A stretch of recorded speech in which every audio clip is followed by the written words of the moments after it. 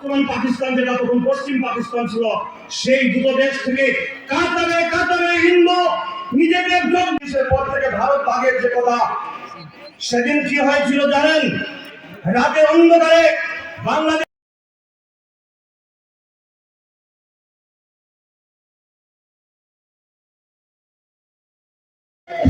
তুমি হুঁশিয়ার হয়ে যাও, আর না হলে যদি আমরা এখানে পাকিস্তানের মতো যদি আবার করতে আমাদের দুবার ভাবতে হবে না,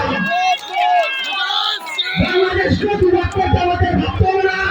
আমাদের এখন নরেন্দ্র মোদী সরকার আছে, চারদিকে স্নান করা হবে, চারদিকে বিশ্বের কাউকে জিজ্ঞেস করতে হয়নি।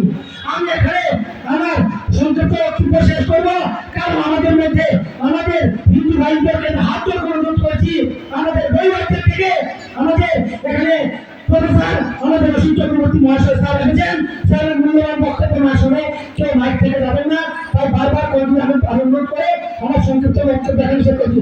বন্দে বন্দে বন্দে জয়